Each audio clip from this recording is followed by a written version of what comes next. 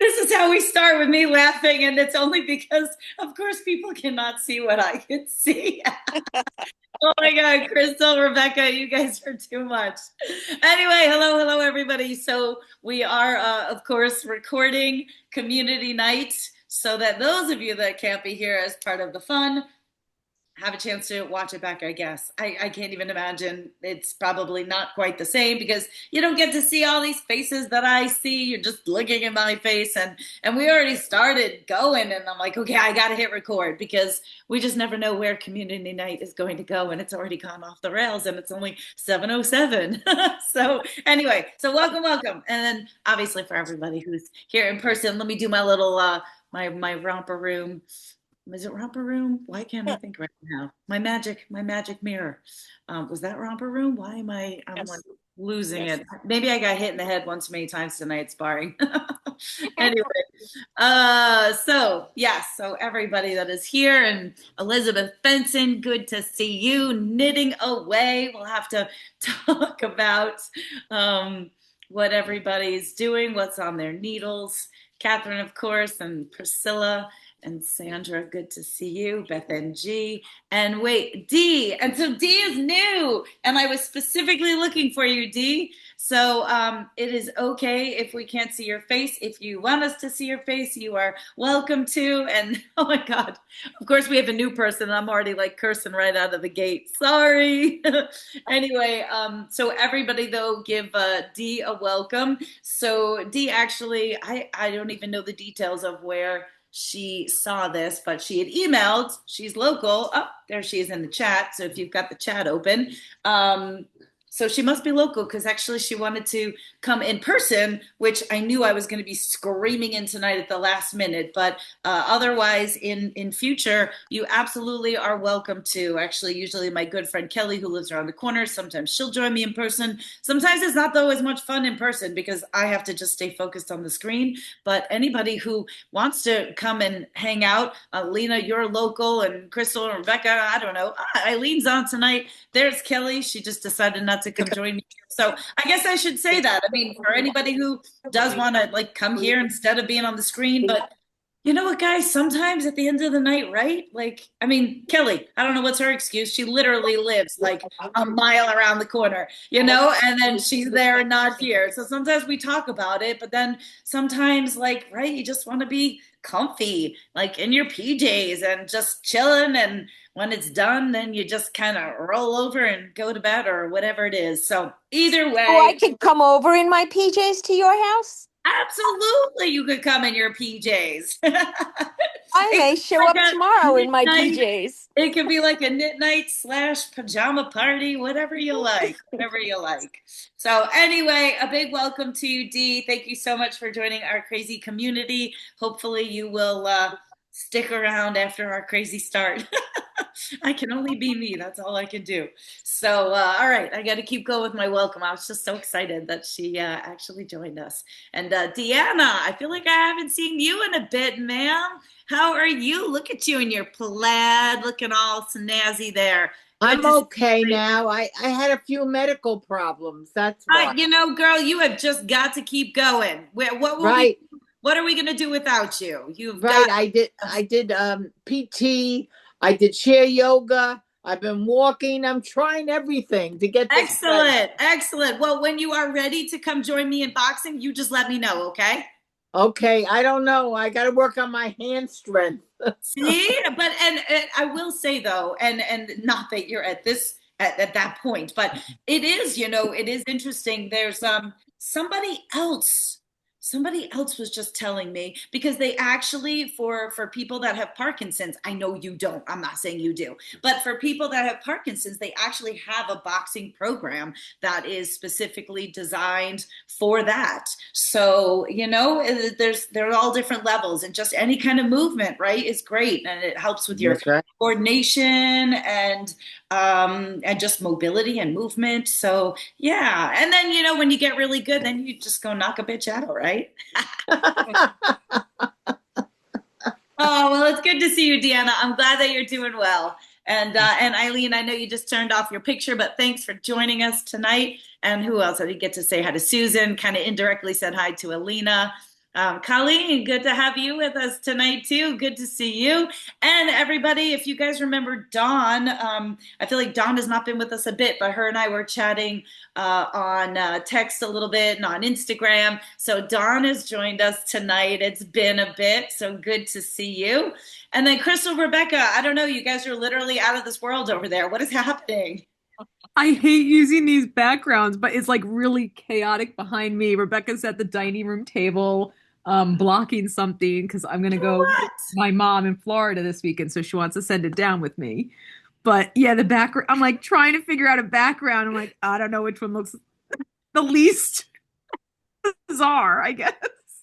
I like It was the like, I don't know if you guys saw it, but it was so funny because she had like a, I mean, of course we were recording, but yeah, she had like outer space. And then I would just like, and then I would see like a head stick in, like, and there you go. Yeah. Yeah, then also Rebecca, the floating head comes in. Yeah. There. Yeah, because you gotta like get to a certain like closeness or whatever when it like fades in and out. But anyway, we don't care about chaotic backgrounds. We don't care about messy houses. We don't care about any of that kind of stuff. So just glad that you guys are here with us. When are you leaving for Florida? Friday, Saturday, actually. Yeah. Nice. How long are you going down there for? About 10 days. It'll be nice, but I'm also just helping out with, she has a few appointments I'm going to be taking her on. So yeah. Okay. Hey, A little bit of business, a little bit of pleasure. A little bit of change of scenery is good. I mean, I don't know about everybody else, but around here, it's been fabulous weather for a couple of days. It's been so beautiful. Susan, did I say hello to you? I'm sorry if I didn't. All right. I want to make sure I say hi to you. So yeah, it's been glorious here. But then, you know, they got to think they're funny. And somebody's like mentioned the word SNOW this weekend. I'm like, no, get out of here. So I haven't looked. I don't know what that's about. I just think that's ridiculous. But I know next week is going to be cold.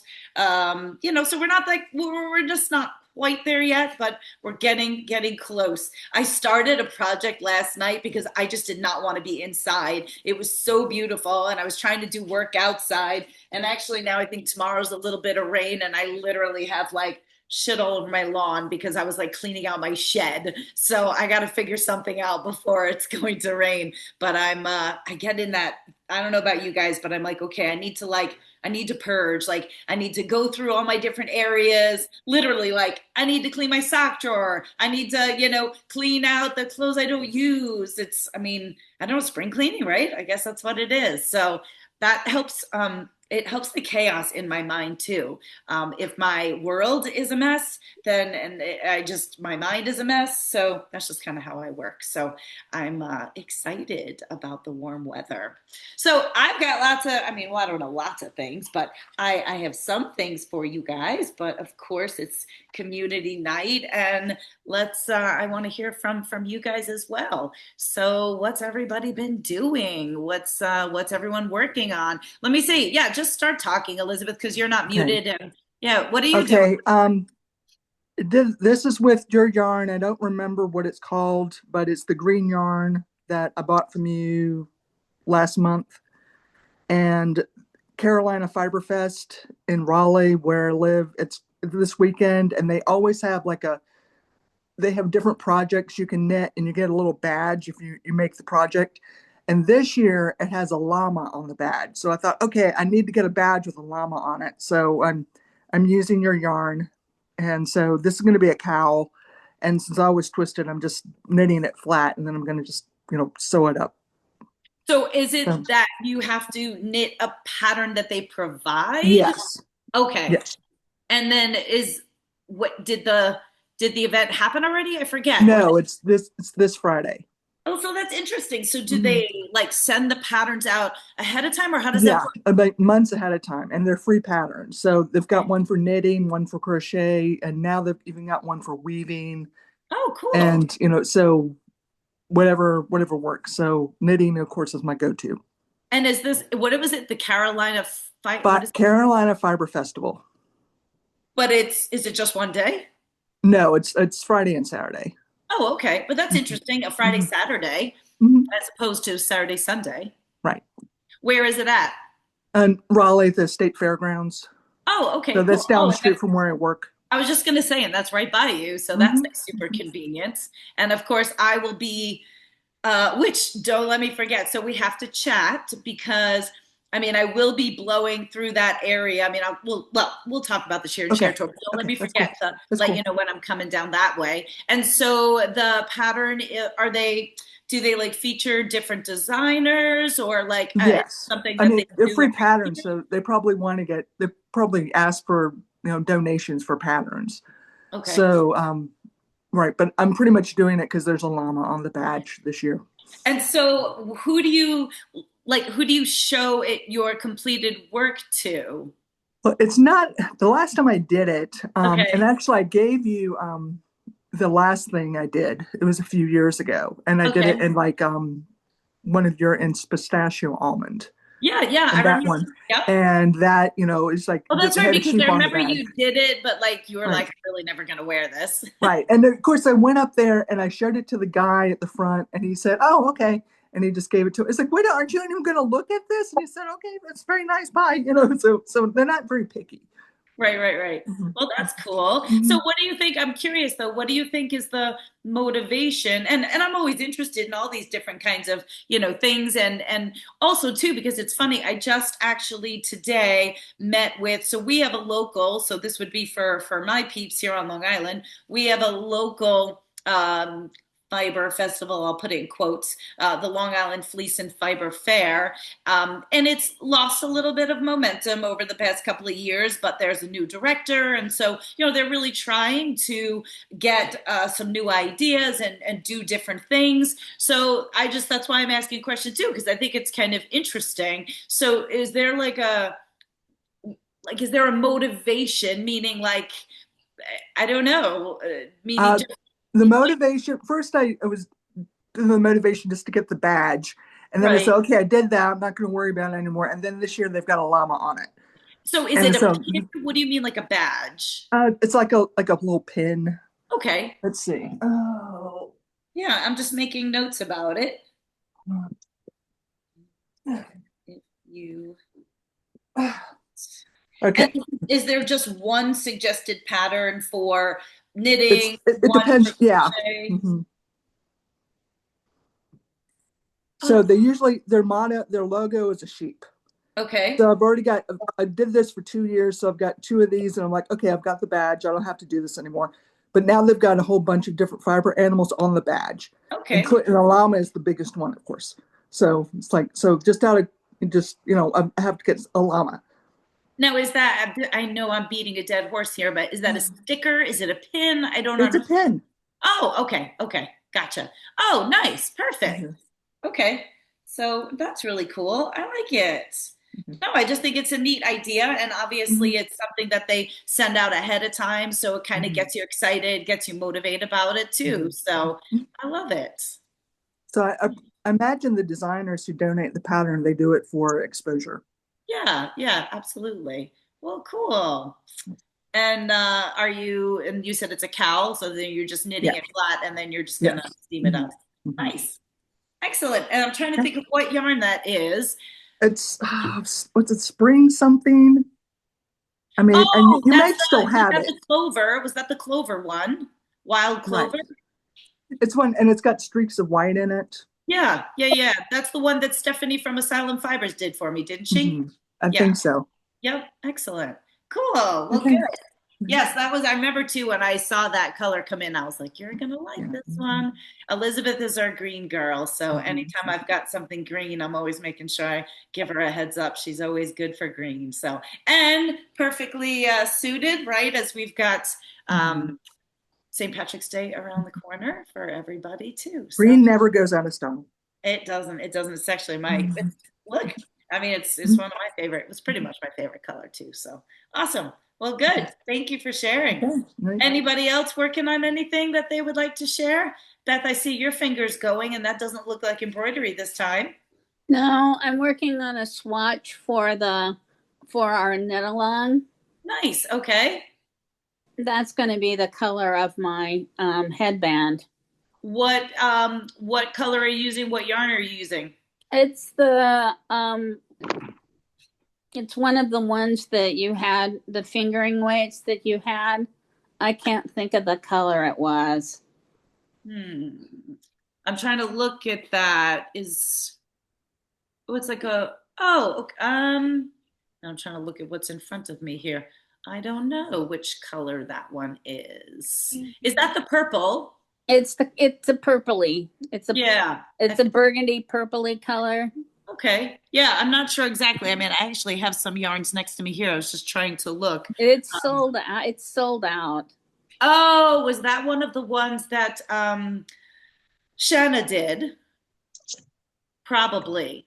And that in the Falkland, it's the Falkland dyed, yes? Yeah, it's one of the Falklands. Yep, yeah. So that's one of the ones that Shannon had dyed for us in the previous, probably from TDOC, I think. So excellent. Yeah, I got it at TDOC time. So what are you thinking for your embroidery? Are you going to just go with like a solid color? Are you thinking you're maybe going to play with some additional colors? I'm not sure. I've Okay. got the Falklands white silk to do for the big one. And I've got a whole ton of little fingering weight things all done up into. So I haven't decided what I'm going to do. I'm probably going to do multicolored ones. Nice.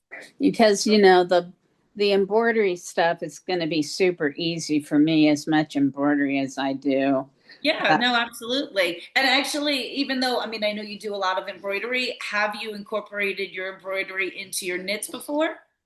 No, I haven't. Okay, cool. This is going to be the last row I'm going to be able to do this because my wrist is hurting. Oh, well, you know, a little bit at a time. That's what's always good about that. So, yeah. Well, good. And actually, I find that interesting. So I'm glad that this is going to be your first time kind of incorporating the two together.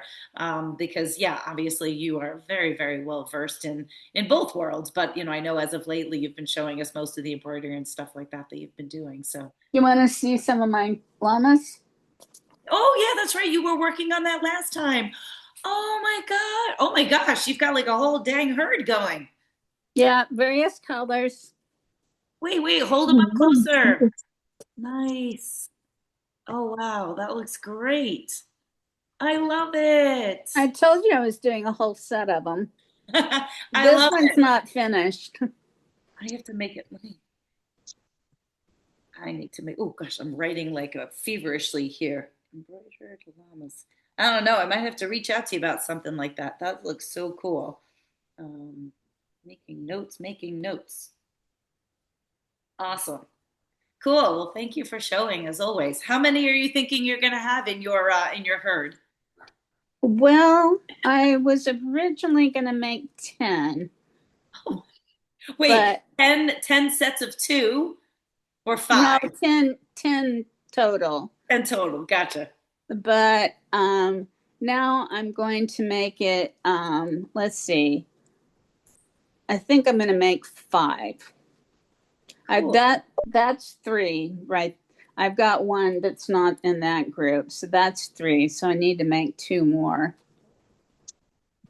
Nice. And I'm sorry, guys, too, as I'm all of a sudden I get so excited talking to everybody, I forget about the chat. All of a sudden I'm like, oh, people are actually asking questions in the chat. So I will.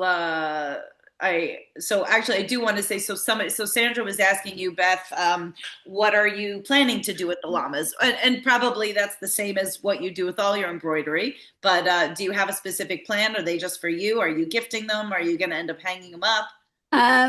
They're a special gift for.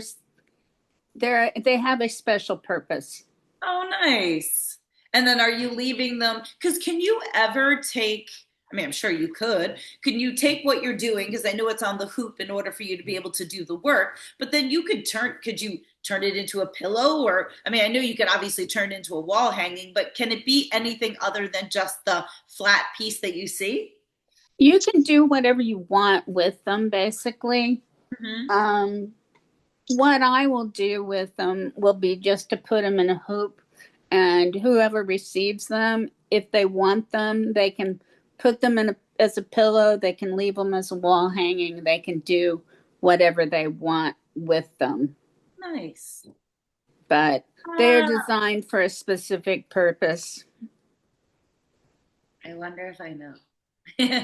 You probably do. All right, cool, cool, cool. I love it. I love it. Excellent. And of course, Dee is saying very beautiful, and John says nice. And Colleen, yes, that probably was the kiss of death. It was lamb strings. I know it was Shanna's dying, so that's great. And then also, Elizabeth, just to go back to you, Sandra was asking what group sponsors the festival. I'm assuming she was asking about yours. Right. I don't know if there's, I mean, it's one of those things that's run by volunteers. And well, as most of them are, right. right? And I mean, They I guess probably just Google. They probably have a number of sponsors, I would imagine. Right. Just Google Carolina Fiber Fest. And of course, the thing about state fairgrounds is that they, always, it's part of part of the Department of Agriculture. I think they usually have the Got to Be NC thing, something as like promotes like North Carolina products. Right. And how attendance wise, I mean, is this like a 2,000 person event, 5,000? I mean, I'm sure it's not gosh, I can't count, but it's pretty, it's a lot of people. How many vendors? It's not wall to wall, but they have a lot of people. And of course, I always go early on Friday because it's hard to get a parking space. Because it's the fairgrounds, they usually have 2 or 3 different events, not even related to fiber. Oh, okay. So gotcha. It's like, they have usually they have a dog show. Yes. And sometimes they might have a cheerleading competition or something. So it's like everybody in the States there practically every weekend. So. Gotcha. Well, yeah, and I've not been to those fairgrounds, but I know that sounds a lot like when we go to the Eastern States Exposition, because there's so many different buildings. They actually usually also have a dog show too, the same time we're there doing our Fiber Festival. But it's a huge place though, so it's kind of pretty easy to accommodate everything. So. Well, good. Well, I hope, again, I hope you have fun. So I'll be interested. And if you have any materials, to kind of collect and, share with us next month. I mean, I think for the most part, just kind of looking at our group, probably nobody is really local to where you are, but I mean, it's always interesting to hear about. And the same thing for everybody else, wherever it is that you're from, if you've got fiber festivals that you're going to or going to be attending or different activities, share, because again, especially now that we're recording this and putting it up, you never know who's listening and, who gets to know a little bit more about what else is out there. And I think last year when I was waiting to go in, there was a guy with like a llama on the back of his jacket. So I don't know if he's a llama farmer or something like that, but I know I took a picture. I said, could I take a picture of you? So I took a picture and I know I sent it to you. So It's probably about a year ago. I'll see if I can find the picture. But yeah, I mean, llamas usually aren't that well represented, unfortunately. Yeah. And unfortunately that tends to be the case anywhere, really, which is kind of not a shame in a sense. For me, it's like a perfect platform, and actually it's interesting. So it kind of ties into this, but the Hudson Valley Textile Project, which is obviously local to our area, I've been trying to get more involved, even though it's called the Hudson Valley Textile. It's really like all of New York. And they just did a little digital article with me, and that'll be coming out, so I'll let people know when it's out.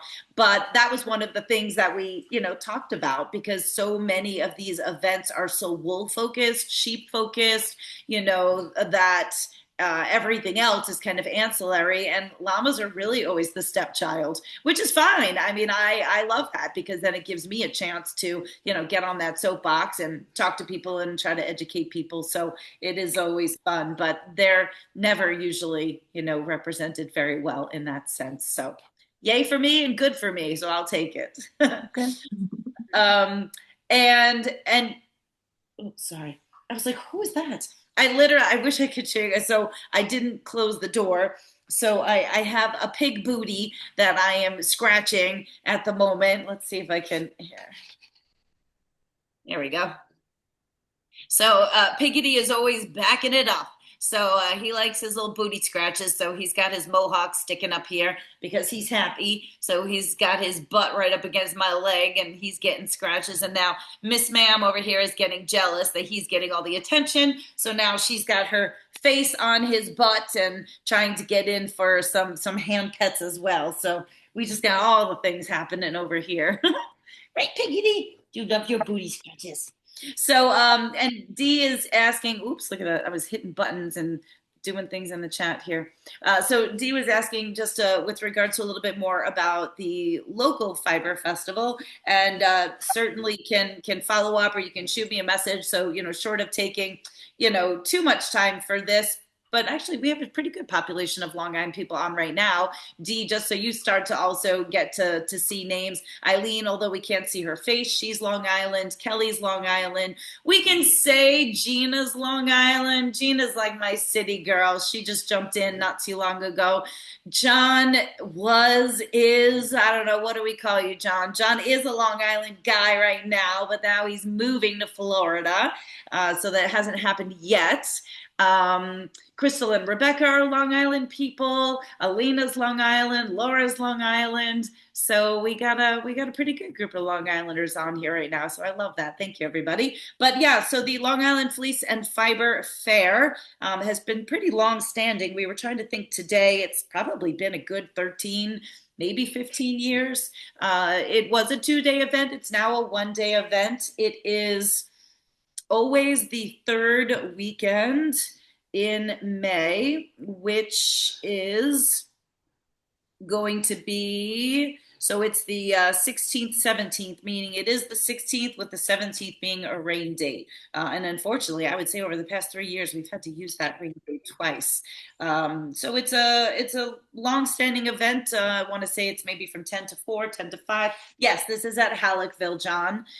So that is the event we're talking about. I, of course, am there shearing both a sheep and a llama throughout the day. We'll probably be adding on some other demonstrations that I'll be doing this year. I'm there as a vendor though as well, which is always fun and nice. So just, putting it out there for my local people that, they do have a small committee that they are, just really trying to make changes, add new things, spice it up a little bit. So if you've never gone, please put it on your calendar. If nothing else, it's always great to support our local events. And again, as I mentioned maybe in the beginning, there's a relatively new director. Her name is Heather Johnson. So she is there 2 years now, which, as I'm sure anybody can understand, getting into an organization like that with so many varied activities. And, dare I say also, there's, a little bit of, trying to think of a better word to say. Learning curve? No. You know what? There's no better word. So there's just damage control that needs to be done, right? Sorry. There's just damage control that needs to be done. So it's a positive change in direction there and in administration. And so, she took 1 year to kind of absorb everything in and now moving forward, she also has a brand new assistant director. So it was really nice to meet with them today and just really hoping to get, more involved again in the things that are going on in Halleckville, because there's lots of stuff there that they do, not just the Fleece and Fiber Fair. So that's just a little bit about that and what'll be coming down the pike, and definitely we'll be doing a little bit more to help and advertise and spread the good word on that. And I think most people here have been to it before, and if you haven't, or if you've not been in a bit, then make sure you put it on your calendar for this year. So what about anybody else? What anybody else got on their needles? Eileen, are you knitting away over there? Kelly, I you see knitting away. Anybody want to chat about what else they're working on? Sandra, I see you holding up something. Just anybody who wants to talk, just jump right in. Well, mine's for tomorrow night. Okay, great. Knitting away, 60 inches is long. Now, did you already do your spotch, and are you starting your piece already? Yep, that I'm doing. But, excellent. This is the Falkland, I think it dyed, I think it's petroleum color. Yes, that was like that deep kind of like right. tealish. It's a deep sort of green, I think. Yeah, it's gorgeous. Beautiful. And I think I'm like Beth. I think I've got a lot of leftover fingering yarn, So I haven't figured it out yet, but I'm going to work some of that in around whatever design I decide on. Excellent. Yeah, I thought it was really interesting last week, in terms of like the different templates, that Kimberly was showing. And this was actually one of the things, of course, is just to update people about, the knit along for those of you that are in it with us, for those of you that aren't. But yeah, it was really interesting how she was showing different templates, that you could find, and, how to be able to then, put that on the paper, to be able to, it kind of reminds me, it's like, the color by number sort of things. Of course, you can also freehand it for anybody who might feel like they want to do that. And, last week she was just going through some of the different stitches and things for people to learn. So I think the cool thing about this year's knit along will be the very, very, very variations that people come up with. While the main piece is going to be the same, I think that's what I'm most excited is to see everybody's interpretation of the embroidery and the designs that they, end up putting on their knits. So that'll be cool. Well, for those of us who can't imagine ourselves in all, in a white Yeah. top, Myself included. we're having to choose a different color, and that forces improvisation, I think. Yeah. Well, for sure. I mean, that itself will also be interesting to see how many people went with white or how many people went with the color. And then, yeah, with the embroidery, are you going to go monochromatic? Are you going to, do different colors with that, and just the designs, that people will choose and things like that also. I mean, I think a good group of people that are here with us tonight are part of the knit along. I mean, look, I will also say, of course, if anybody's listening to this and you're like, oh my gosh, I don't even know what you're talking about, or I missed it, or, oh, it sounds cool and I should have joined. Remember, guys, it's not a knit along. It's a workshop. We just call it a knit along because that's trendy. So it doesn't matter if you're starting it now, starting it later, because you get all of that content in one package, and it's never too late to join. So if you're hearing about it and you want to know more, certainly you can hit me up privately, but, people can really join in at any time until, of course, it's done. Then once it's done, it's done. And then, of course, you can get patterns afterwards, but then you're going to miss out on, all of the stuff that Kimberly's teaching everybody on how to be able to do it. So cool. And Jillian, you didn't really miss anything. We actually didn't even really talk about that kind of stuff yet. So we'll get to that. So thank you. But we're right now I'm excited that people are wanting to show their works. And Eileen, go ahead. Yeah, just jump right in. Where'd you go? I'm here. Oh, there you are. Okay. So I've been busy working on this baby blanket that's taking me forever. I'll just show it quickly. You've all probably seen, because this is the 5th one I've made. It's Cowgirl Blues. It's her own pattern. It's called a Beehive baby blanket, and it's done with bobbles throughout in 5 different sort of CCs, and then you use a main color for the bobbles throughout. So the reason, I mean, it's a beautiful blanket.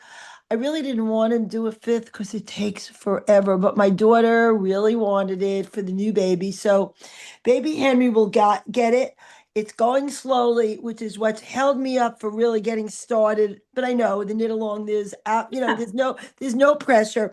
So I did do my gauge swatch, and I'm going, so I can show you, I am using. Eileen, I have to stop you for a second because you have to tell everybody, because all of a sudden, as you were talking about this new baby, then that reminds me, you were hysterical at Vogue Knitting Live, because remember, you didn't know if you were going to be coming, and then she was like, folks, like she was so inconvenienced by this baby. Like, well, you know what? I've had 3 grandchildren in the last 3 years that have been born around Vogue knitting, and it's just been a very big So I'm partially joking, but I really wanted to come.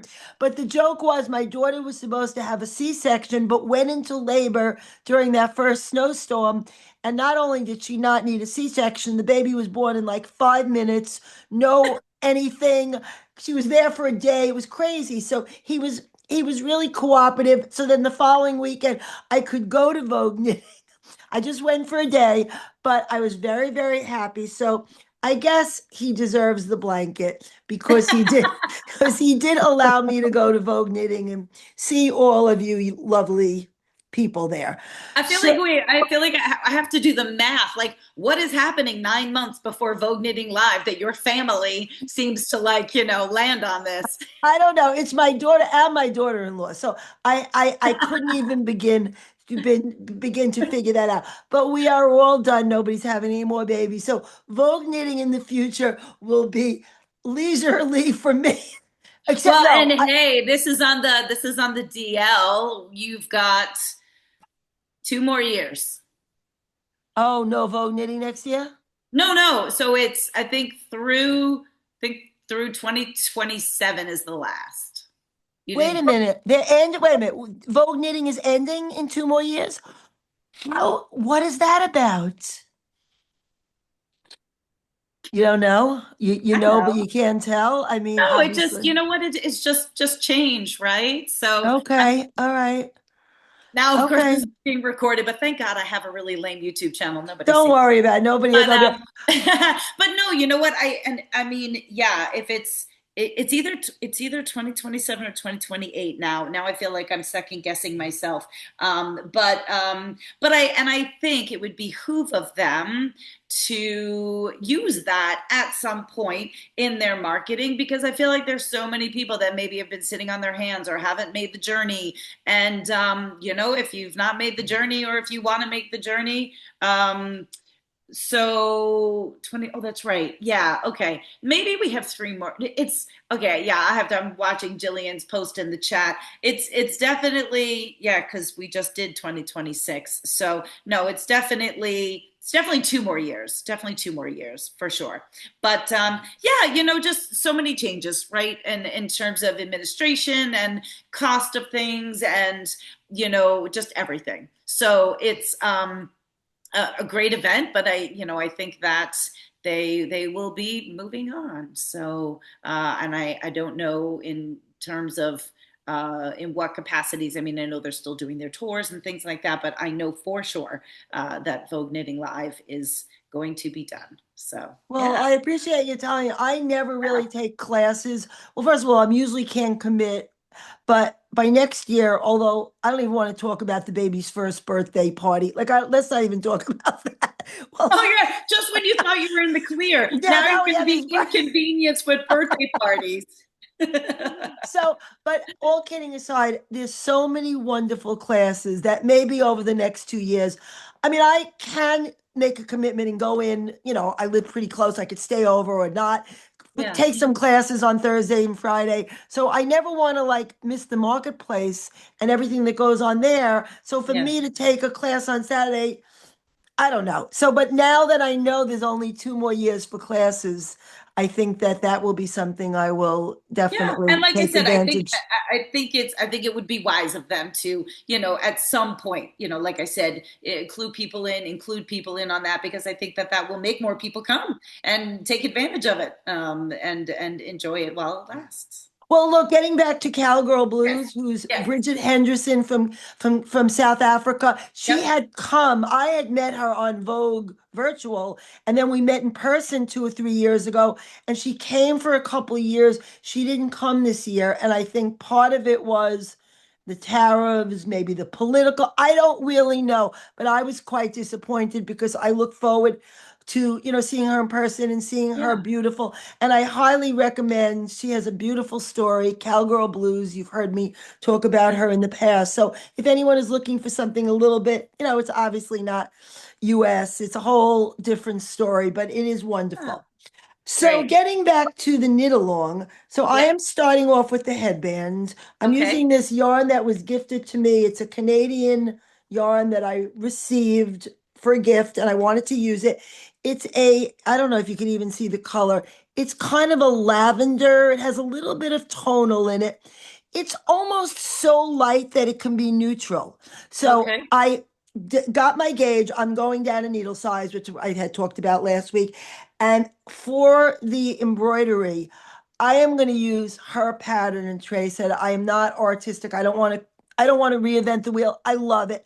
But of course, I'm going to use pretty much every color in the book for my flowers. So, Oh, I'm just going to use all different ones. I don't know yet if like when you repeat the flowers, whether I'll do them exactly the same, I don't know. So we'll see how that goes. I do know basic embroidery. I'm not necessarily good at it, but I do know the stitches. And watching Kimberly, I was very happy that she was not that exact. I know there are people who have to do it like absolutely perfectly, but even her stitches are not perfectly even all the time. At least I'm not insulting her, but that was No, I my, know what you're saying. Yeah, yeah, it's like it's not supposed to look machine made. It's supposed right. to look, beautifully homemade. So I am hoping I enjoy it because I did buy the beautiful Falkland with the silk Yes. in the white.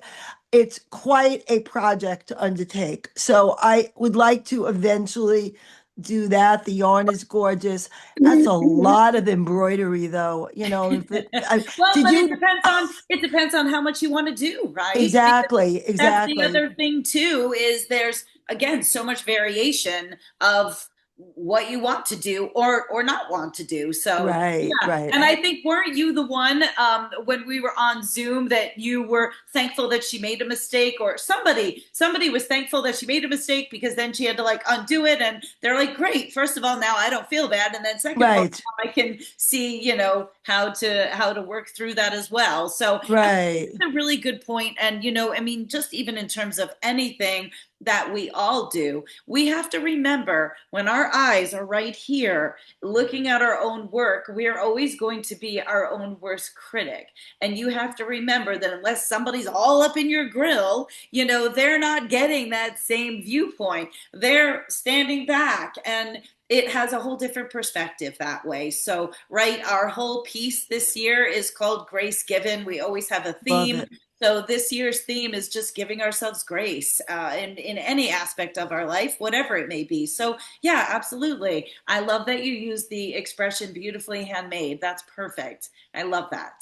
Love it. Yeah, I mean, it's embroidery. It should not look, again, we can go and buy something already made that the pattern is perfect. So I'm excited about the colors. I think that'll be fun.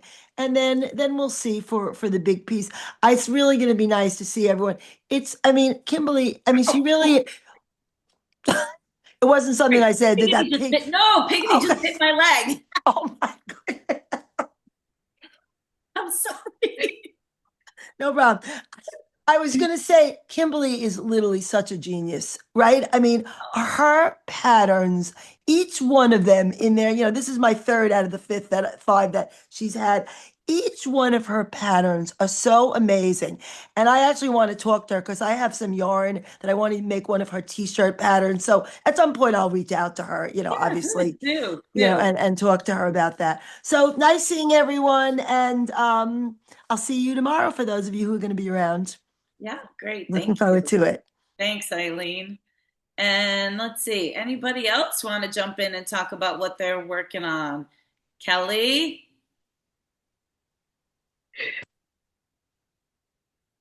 You mean like what I'm ripped out and I'm doing again? Yes, we love hearing those stories. So everybody knows that, they're not the only one. So I'm working on the knit along, right? Okay. Um, but I was like, I'm not real thrilled with the embroidery. I'll try Okay. that on something else. So I'm putting a cable in it. So right now I'm trying to figure out how to get the cable So stitches on are the, you doing the bigger piece or the headband to start? I'm not really sure yet. It looks like I'm doing the bigger piece. So are you working on a gauge swatch? Just gonna wing it. All right. We love it. But this is the other Falkland. I don't know when I bought it from you. It's like a greeny color. See? But yeah, did you get the petroleum also? I guess so. Is that the name of it? Yeah, yeah. I'm pretty sure if you got it during TDOC, that was I don't know when I bought it, that was yeah, no, that looks like petroleum also. That was part of the from Shanna from Lamb Strings. I love her Well, colors. Love her. well, you'll see it tomorrow because I'll come over in my pajamas with it. Okay, sounds good. I love it. All right, bye. All right, bye. Anybody else? Laura, you want to talk about what you're working on? Unmute yourself, lady. You got to unmute yourself. Okay, here I am. All right. I'm working on also the knit along. All these little busy We're bees. all Everybody's doing, going to be so but happy. it's funny because it is. I have about 34 inches done, Okay. but it takes a while. But I can't wait to start the embroidery. Well, the nice thing is it's kind of mindless It knitting. is mindless. Yeah. Absolutely. You can just sit and you go back and forth, back and forth, back and forth. So it Yeah. definitely, but it's funny when I first started it, I was probably tired and I got up the next day and about 4 inches into it, I'm like, that looks weird. And what I had done, I knit on the purl side. So I had to take out about 4 or 5 rows. But that was at the very beginning. But I was probably because I was tired and I just, oh, I did a purl row last, let's do a knit. Didn't even think to look. And then the next day I'm like, wait a second, that's not right. Well, and sometimes mindless knitting, I Yeah. think, can also be difficult, right? Because you just get on remote control or you're not really paying attention. And then next thing you know, you're like, holy heck, what the heck is this? That, So, yep. Yep. So, but I'm loving it. And I do love the fact that it is mindless. So, I mean, I can start another project and have something a little more difficult, but then I could always go back to this and it's like, okay, I'm just gonna watch TV and knit. what yarn are you using? I'm using yours. It's the baby. Wait, let me see. It is, what is it? Wait a sec. Gotland Lamb Gray. Oh, that's right. I remember Yes. you got that. Oh, Yes. I can see So that. it should be very pretty. And I'm not sure yet. I haven't decided if I'm just going to do a monotone Okay. embroidery or if I'm going to do colors. I'm kind of leaning toward monotone. I don't know. I'm thinking maybe a pale pink or something on the gray, maybe pretty. Pretty. Yeah, so Laura's got the natural gray. That was from Follow Your Arrow Farm. So that's Amy Kidd. So that was a really neat blend that you grabbed there to do that It is with. pretty. Cool, It is cool. very pretty. Excellent. Well, and thank you for embracing the wool. I mean, really, thank you for you all embracing the wool. But yeah, we've got lots of different yarns, lots of different things happening this time. So again, like already, everyone's got different colors and different things going on. So that's what makes it really cool about that. So I'm looking awesome. forward to seeing everybody's. Yeah, for sure, for sure. Anybody else got something going on the needles want to talk about? Or John, you got spinning going or something like that? You have a certain something around that you've been working on, perhaps? What you got? Um, so I'm actually working on combing out Yahtzee's fleece at the moment. Nice. So yeah, Yay! my new comb and hackle set that I've been playing with. And So now, did you, because if you've used them before, but through ones that you rented from the guild, right? yeah, so the ones that I had rented from the guild were 5 pitch, which means that they have 5 rows of Okay. the tines. So these are a 2 pitch, so it's a little bit different. It's not as super fine. Okay. Where with the 5 pitch ones, I had a lot of waste that was left over. It did pull out a lot of the bad short stuff, but Okay. after the second pass, because it was such long staples, sometimes it would pull out a little bit more than I wanted it to. Right. So this one's Cool. not pulling out as much. Nice. I can't wait to see. And so what you've worked with lots of different fleeces and things like that. So just because some people probably don't know. So what was your little spinning education? What was your reason for processing this fleece in this way? Because obviously you had to go out and purchase new equipment to do it. So what was what what I don't want to say created this choice, but what was it about the fleece that you went in this direction for preparation? So specifically because it's such a fine fleece, I wanted to make sure that I was gonna whatchamacallit, be able to really process it well and not have it all get like neppy and stuff and just flip back on itself. Again, it is a longer staple, so it is a little bit harder to do on a drum carder with that. But I like the combs because it also gets a lot of the VM out and gets it nice and smooth, and you get a nice worsted prep. So Mm-hmm. it's a nice drapier type of yarn. and then you get a little more of a dense drape to it. It's nice though. Still nice and soft. It's interesting because you did say that there's a lot more guard hair. And it's almost hard to tell. It really is. There's a lot of locks that as I'm going through it and I'm lashing onto the comb, some of them don't have like any guard hair, or if it is, I can't tell that it is because I don't know. But some of the locks you can definitely see it, and I'm able to like pull it out and definitely definely separate it, where it Right. almost looks like fine, almost like a baby's hair, Okay. where it's definitely thicker than the other bits.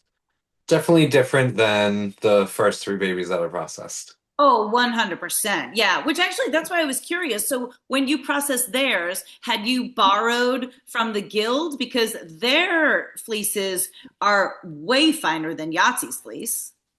Yes, and that's why I had whatchamacallit gone with a not so fine Gotcha. combs for these ones because they were a lot more finer.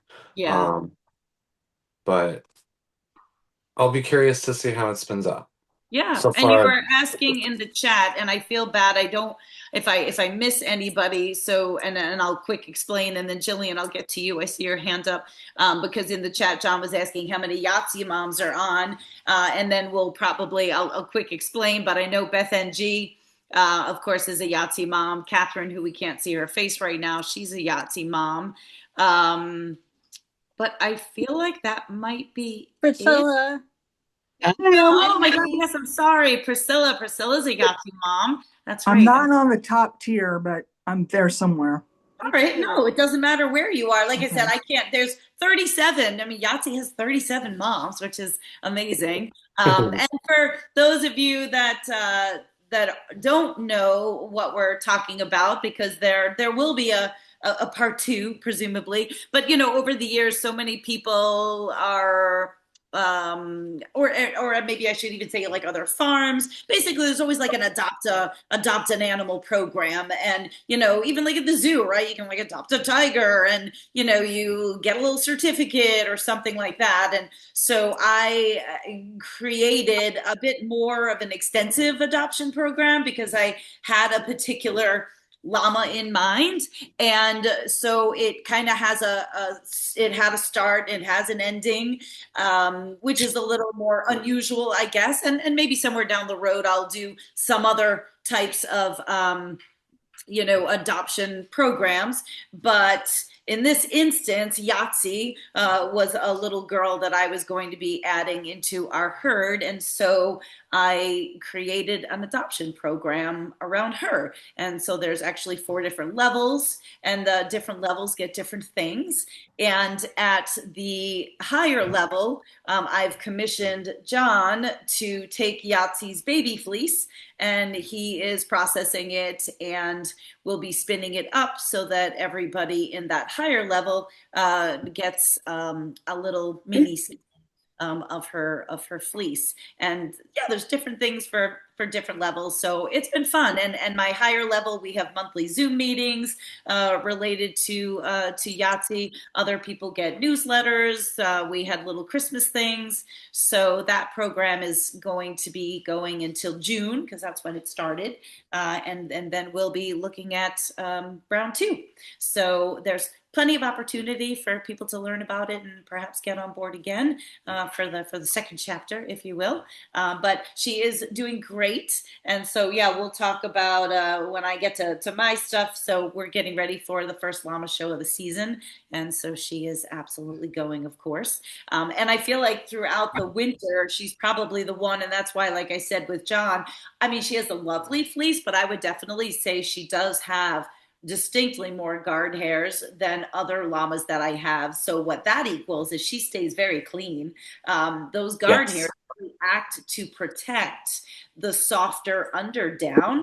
And so, yeah, she just is always clean. always clean, which is great because at shows she is the dirtiest llama I almost think I've ever had, and always finds ways to lay in stuff versus the fact that the hay and the straw doesn't stick to her, which is kind of nice. And she's loves the babies, so she's like a big sister to both Appa and Mimi, which is really cute too. And I know Elizabeth wants to be a Stewie mom. I know I really have to get a little creative. I mean, in terms of like the different types of things that we can be doing, and those are things I'm hopefully looking for. This year is just different ways to get people involved, right? Because as I've always said to you, even though so many of you have just talked about you're using my yarn, I appreciate that. I'm just always looking for different ways to continue our community and continue to get people invested with what we've got, going on here. And so, yeah, and please always, and actually, oh, that reminds me, let me just, I have to make a note here, share and share, because I need to ask you guys your opinion. Advent basket. Okay. Because look, I do this for you, right? This is what I do. I think about all the time, what I can do to bring smiles to your faces, which brings smiles to my faces. So, yeah, it's been a really cute program, and it's been fun. And the part that all of you missed, and I'm sorry, I'm coming, Jillian, I see your hand, was that before we started recording and before many of you were on, Catherine, who I think she might be driving. So Catherine is one of Yahtzee's level 4 moms, and Catherine Katie Quirk is really the one who's responsible for all of this. This is all her fault because she's involved with horses, and she's been involved in syndicates, meaning part owners in horses. And so she's the one that kind of came up with this idea, and then I just ran with it. So she is down in Florida, where right now all the big horse people are in Florida showing their horses. That was kind of like a thing. I never went. I sent my horse to Florida, but that's what you do if you're on the big horse show circuit. When it's cold, you go down and you show in Ocala or you show in Wellington. And so she was just casually talking, and she was saying, "Oh, I got to tell you this," and I wish we had saved it for the recording because it was great. But she said, yeah, I was out to dinner with a friend of mine that's an a gold Olympic medalist, and honestly, in my head, I'm thinking that she's talking about something current or a current person. I'm like, oh, okay. And then I think I said, oh, who was it? After she talked about all of this and said how she was telling this person about Yahtzee and about our llama program and the obstacles and all the different things. So, picture in your mind this like champion show jumper person who's now like hearing about llamas and the fact that llamas do these kinds of things. So I just thought that was so cool. Then she goes and name drops that she's out to dinner with Joe Fargis, which as a child growing up in this industry, he is like an icon. I mean, just an absolute icon. Like if you even remotely were involved, like everybody knows who he is. Now I'm dead. Before this was even recording, I'm cursing, I'm freaking out. I'm like, oh my gosh, do you mean to tell me Joe Fargis is looking at pictures of Yahtzee and sees the things that we're doing with llamas? And I mean, I was like freaking the hell out. So I am so excited, and I can't wait to tell like all my people who knows what that even means all about it. So that was my thrill. So I was excited about that. But yeah, so it's been a fun program, and I will say too, we'll talk a little bit about. But what's also been fun is some people come and meet me at the llama shows. So I'm going to make sure we give you the little rundown. So maybe you can join me at the llama show as well. All right, Jillian, you've been so patient. And why do I see there was like you're wearing a crown? Is it your birthday? Oh, this is from Vogue Knitting Live because we're talking about the birthday. If you tell them it's your birthday, you get a little crown. Are you serious? Oh, so Yeah. that's what you were saying. So Eileen, I get she hopefully is still on. So, but wait, when you were at Vogue Knitting Live, was it your birthday or did you just make it up? No, it's actually my birthday. It's my birthday weekend. Like I couldn't go this year because my mom got tickets to see a show, so like that ate up the whole weekend kind of thing. Yeah. I love it. So Eileen, Jillian was saying you need to drag the baby to Vogue Knitting Live so you Well, can. when you register, there's an option of telling them it's your birthday, and then when you go in and check in, they give you a little crown. All right, it sounds good. The only problem is, um, my daughter is like a little germaphobe with the babies, so I don't know. I have a Just feeling she wear wouldn't them be. and put a She little wouldn't. crown on them. They'd have to wear masks. You'd have to put the 1 and 3-year-old in masks for her to allow them to be in those crowds. Now, I could take them to Rhinebeck. Actually, Tabitha, you might be interested in hearing this. My older daughter, who lives in South Carolina, and she'll be 11, almost 11 and a half. My older granddaughter may come to Rhinebeck this year. So, like, she's like really into fiber things, my granddaughter. So that might be fun. But thank you for inviting the babies. I'll mention it to my daughter. I love that they do that, though. I mean, that's pretty nice. It's so nice. Very I At would the have. nice. registration, there's a thing of like, oh, is it your birthday or a special something event? And it's like I always check off. It's like it's my Nice. birthday. Because a couple times I went, my birthday was like that week. What I day is love your it. birthday, Jillian? Oh, it was in January I know when. 29th. Oh, mine's the 24th. There you go. Close. I love Well, it. You know, and sometimes it is those little things, right? Like that ways in which, events can, celebrate different things, make people feel special. So what else? Talk to us about what you got there. I got a sweater. It looks like a sweater. I love it. One What is it? sleeve. I got almost the whole other sleeve. Excellent. What's the And pattern? What's the pattern? some Irish girl thing that I got at Vogue Knitting when I got the crown. But it's What like yarn? What yarn did you use? yarn art. Cool. And I what's got the it from color? Smiley's right before they closed, and I didn't know it. It looks very dark. So what's the color? Black.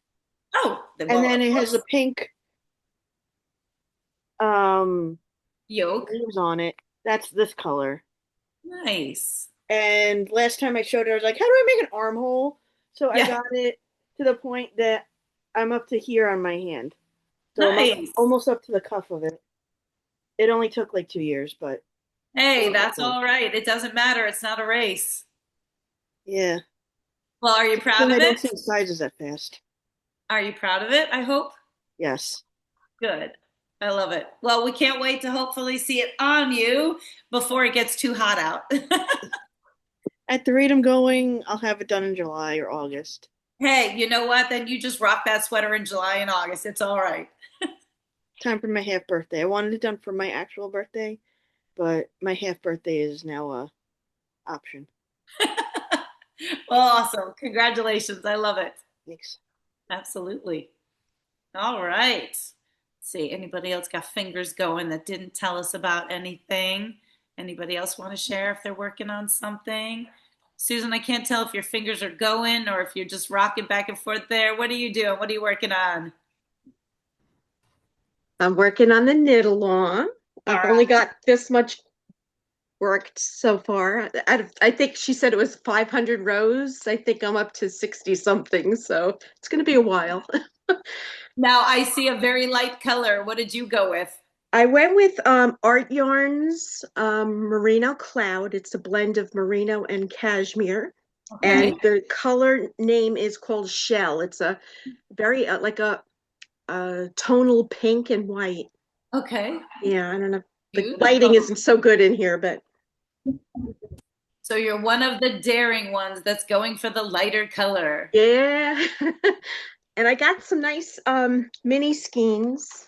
Yeah, So that's what I was the, going to ask. So what's your thought on the inspiration for that so We're far? gonna go with these, like a multicolor, like green for the leaves and some blue flowers and pink flowers and yellow. Oh my gosh, so So spring. I love it. yeah, yeah. Beautiful.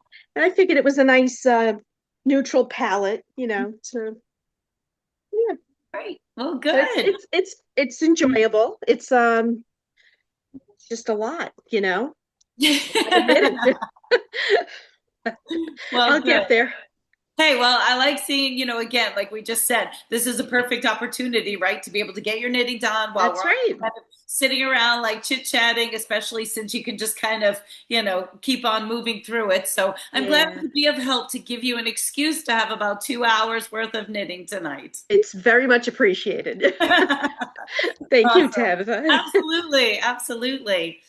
All right. Anybody else? Yeah. Alina, are you working on anything?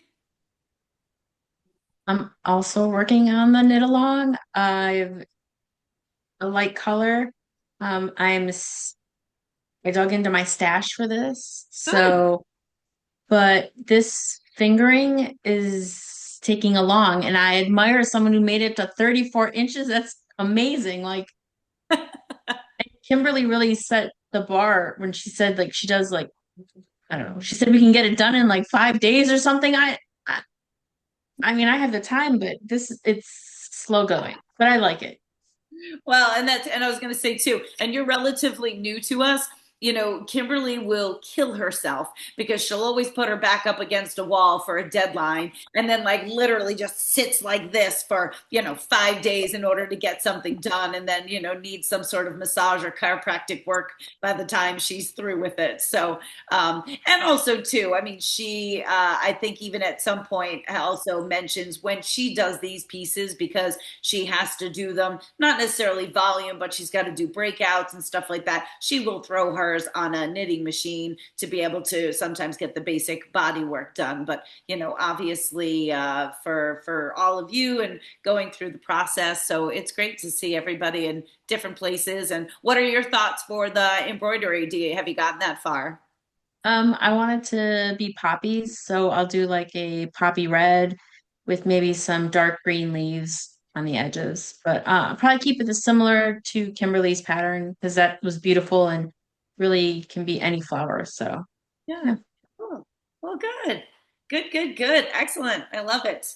And this was completely unsolicited for all of the knit along feedback and sharing, but I love it. So, and again, for anybody that did not jump in with us, this year, still not too late, but it's definitely been interesting to see everybody's, as it always is, like different color choices and thoughts about where they're going to go with it. And I think the other thing too is then that again you're taking something that you can apply it to anything. So it'll be interesting to see where people take it afterwards and whether or not it's something they stick with and put in on their other knits for sure too. So cool. Well, good. I like the fact too that you can also do like names, you can do like letters, you can do anything with it. So it gives you a lot of artistic creativity, if you will. So, well, good, good, good, good. And as always, just jump in if there's anybody that comes in and, wants to share or came in a little bit later. But it's always nice to have a good group here. Some faces that we see, some that we don't. But I know everybody enjoys it. So I always appreciate it also. But yeah, so I mean, that is obviously tomorrow night. And then we've got a bye week, right? So we do 3 Thursdays and then we've got a Thursday off. And then we'll wrap up at the end of the month. And the reason why we have that Thursday off is because I will be away. And it also gives everybody a little bit of time to catch up if people are trying to go along with it, regardless, not that you have to. But then we'll be going to our first llama show of the season. So I don't think there's too many people in the group with us tonight that are nearby, but I will be in Cloverdale, Indiana. So that is our first show of the season. It's called the Spring Showcase. Hardly spring, although it's trying to be. But when we are there, I know right now most people are just talking about how difficult the winter's been and being able to get animals ready for the show. So for me, it's not only first show of the season, but it's always going to be the first time I pick up my shears for the season. I do shear as like a vendor there. So a lot of people, myself included, we will travel to the show and then we will shear at the show and then usually have to blanket the animals for the way home. And then sometimes even once they're home, they have to stay in blankets for a little bit, depending on what the weather brings for us. And it's kind of one of those things that even though it's a little untimely for shearing, you need to do that for show purposes if you want to be competitive. It's I don't know. I always try to explain it as like, if you ever had bangs and you're trying to grow out bangs and then you get into that like awkward stage, you look just so much nicer when I mean, look, even my undercut is so much nicer when it's sheared up and nice and tight and fresh. And the same goes for the animals. So they just look better, they show better. It just has a different presentation, if you will. So I'll be working away, shearing for other people along with myself. And then we also bathe the animals while we're there because we're indoors and they close everything. There's heat on. Actually, it's usually to the point where I have fans in the stalls for the animals because it kind of gets muggy because there's just so many like people and animals breathing and there's a humidity in the air that can sometimes be a little bit difficult. So we're essentially, locked inside for 4 days. But we'll be leaving next Wednesday. So definitely, of course, follow my stories and follow the travels. Caitlin, my high school student, will be joining me as well. So she'll be showing Oliver again. And then we'll head to Pennsylvania. We'll pick up my best bud, Carol Ray, who many of you know. We'll load up her stuff and her animals, and then we'll make the rest of the journey from there. So we should get to Indiana by, Thursday morning. That actually even gives us a little bit of time to probably stop somewhere Wednesday night, get a couple hours sleep, and then finish the rest of the journey to get to the facility. Because once we get there, then you just kind of hit the ground running between getting the stalls ready and then getting the animals ready and bathing and grooming and all sorts of things. And then the show itself will start on Friday, Saturday, and Sunday. So the biggest thing that I wanted to be able to pass along to everybody, and I will also drop it in the chat, but it is going to be live streamed. And so if anybody is interested in watching it, I just put it in the chat. It looks very similar to my website, my old business name and website address, because the business that does this is called Willoughby Livestock. So it is wlivestock.com.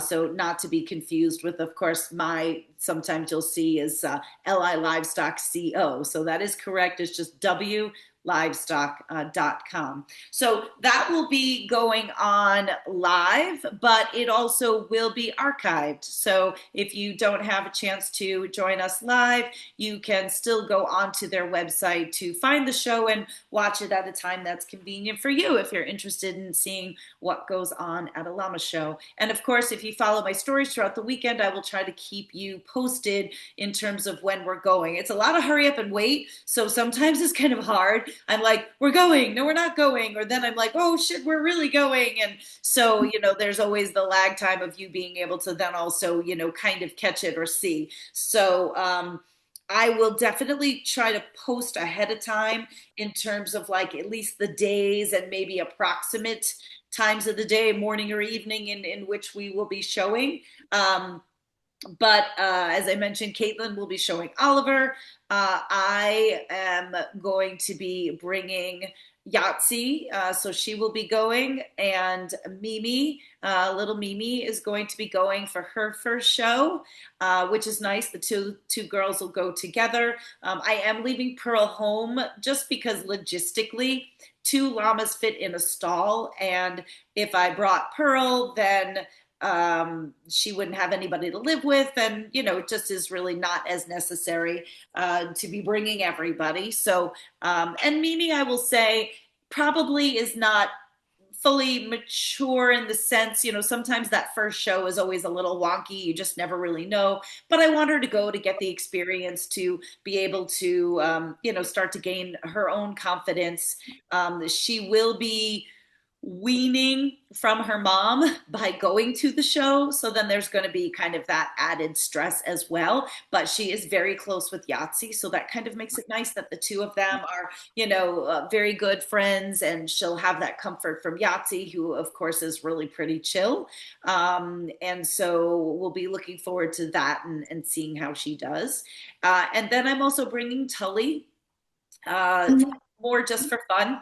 Tully is Stewie's first baby, his first son. And Tully has been doing great on the show circuit, but he more or less was also somebody that I could enjoy and do a little bit of performance with. So I just wanted to bring somebody, that I could have a little bit of fun with as well.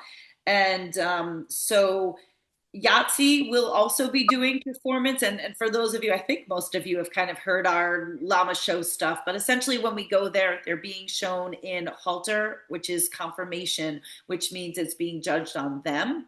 We do them in performance for those that are able or ready to do that, which means we're doing obstacles with them. And then we also do show them in fleece, both walking fleece, which is the fiber on the animals, and then also shorn fleece, which is the fleece in a bag. So in this case, Caitlin, of course, is doing everything with Oliver. Tully will be doing everything. Yahtzee will be doing everything. Mimi will just be doing halter and fleece. Now, Mimi will also be the only one that I can show in shorn fleece. So this is just a little bit of fiber geeking out. But because Tully and Yahtzee were actively showing last year, that means they got shorn several times in order to keep their fleece short and tight and looking good, which means, though, I have to sacrifice their fleece for being able to show it because the staple length is not long enough.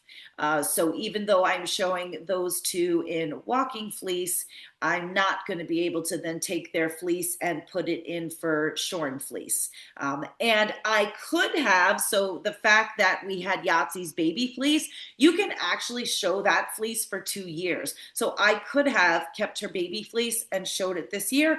But again, as I mentioned, I've given it to John and commissioned him to turn it into yarn for our llama moms. So that's why I don't have that. But because Mimi has never been shorn, she is going to be a perfect candidate in order to be able to do the shorn fleece class. And usually what I like to do is I like to bathe them first, and then I will show them in walking fleece because then they have all of their fiber on at that time. Then I will shear them to get them ready for show. And then in Mimi's case, I will shear her, put it in a bag, and then get it over for judging for the shorn fleece. So that's kind of how all of that works. And the fleece classes, unfortunately, are nothing that are live streamed. So those that have been with me to a llama show in person, people have met me at this show. Actually, nobody's on here, but I will have some people meeting me in Indiana. I do have friends, fiber friends, that in our community that meet me at the show in Iowa. Actually, Dawn, if she's still with us, I'm looking, I don't know. But Dawn, yeah, she's there. We just don't see her face. So she met us in Iowa last year, along with Julie Reese, who's another community member, actually along with Crystal Hyatt, who's another community member. So that was really fun. And then when we go to Ohio in July, I usually have a couple of people. Tina Mattoon is one who meets us there, so that's always fun. And then we have the Big E, which is in September, and that's in Massachusetts. So that's a lot easier. And we've had a number of people, Yahtzee moms in particular, that came and met us at that show. So I'll always keep everybody posted throughout the year, so that hopefully maybe you have a chance to see us at one of the shows. Now I feel bad. I know Kelly had her hand up, but then now I don't see her at all. So I think I must have totally lost her. So I don't know. We'll keep an eye on if she comes back. Maybe she just had something to add before she had to go. But either way, and Kelly actually, who just lives right around the corner, she has been part of the show circuit with me. Her daughter was actually part of my youth program. Her daughter, who's now like 36 or something, which just makes me want to die. I think I've had her daughter since she was like 10. And then Kelly herself got involved in showing the llamas and things, and now since has dispersed her herd. Actually, I still have one of her girls here on the farm, so it's been a journey. So she's well versed in that. And then I see Dawn mentioned in the chat, highly recommending trying to go in person. So, and it's always fun. It's always fun to see some of you and finally get to meet some of you in person as well. So that's our first show. So definitely, stay tuned for that. I'm excited as always. I can't think of if there's anything else related to the show to mention. Obviously, I'm not doing Mimi in performance. She needs to just still get adjusted to life in general. So we'll give her a chance. I will say I have been highly dedicated to working though with her and Appa almost every day. We've been getting them out on halter and lead, and I've even been practicing walking her into the chute just to get her used to that. So I'm kind of proud of myself that I've been taking the time to do that, because I feel like over the past couple of years, some of my babies have been feral. I'm just sort of like, figure it out. So we're trying to be a little more interactive this year. So that's been fun.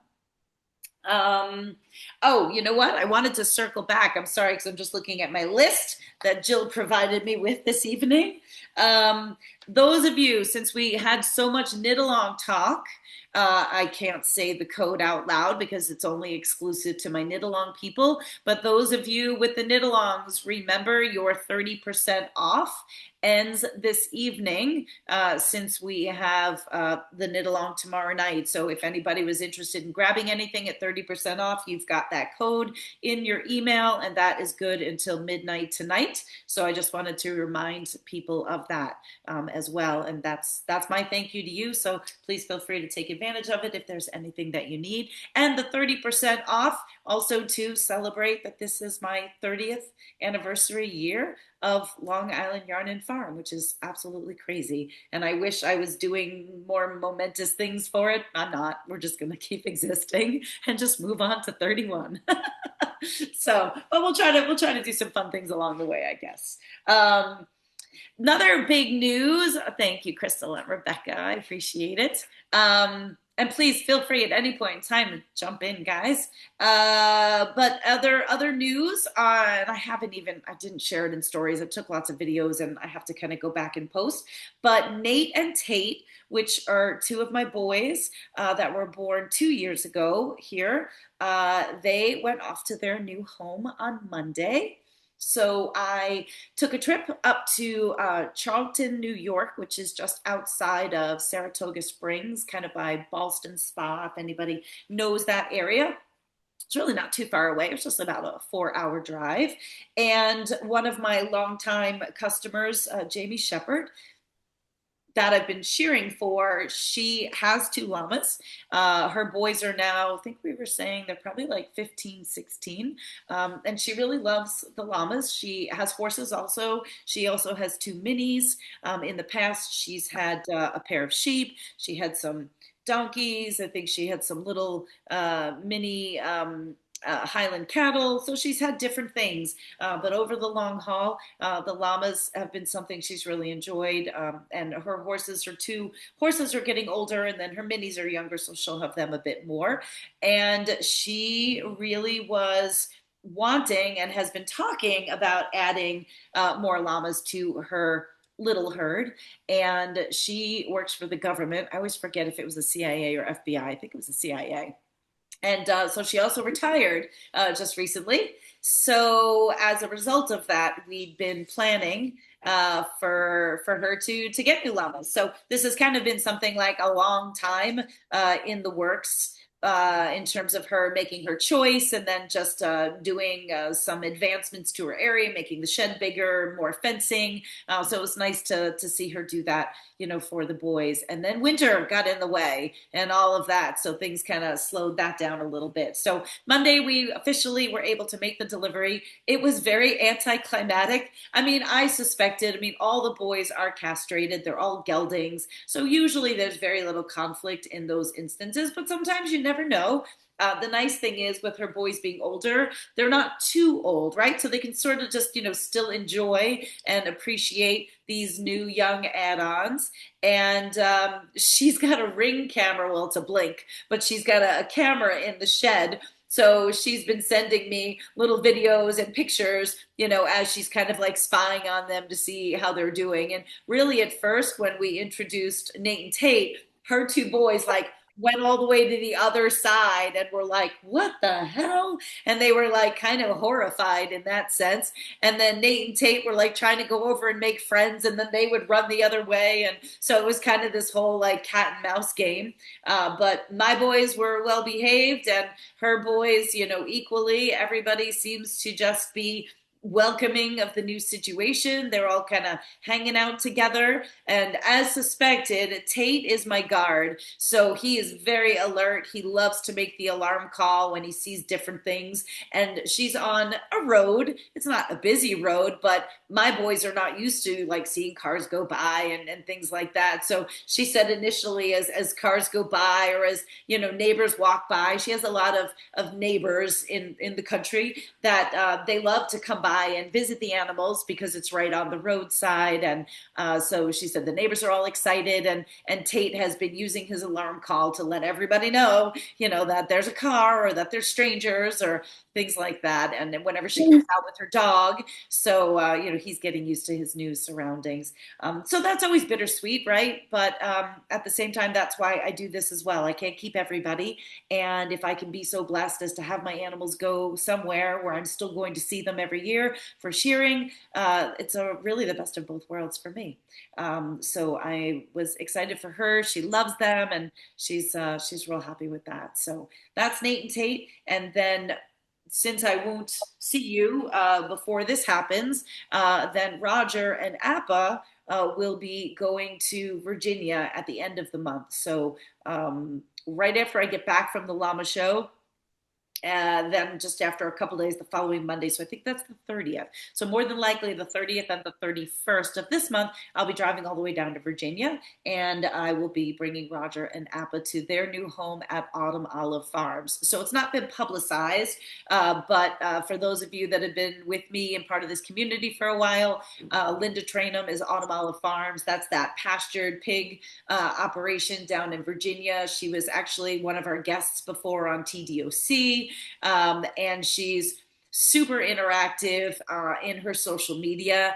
She has two girls, Cowgirl and Starstruck, that are also older, getting older. And she as well, loves the llamas and had been wanting to add some new ones to her program. So I am super excited about her getting these two boys. These are probably two of the sweetest, most handleable boys that I've had in a long time. And she's going to be able to be very interactive with them compared to the two girls that she has, as much as she loves Cowgirl and Starstruck.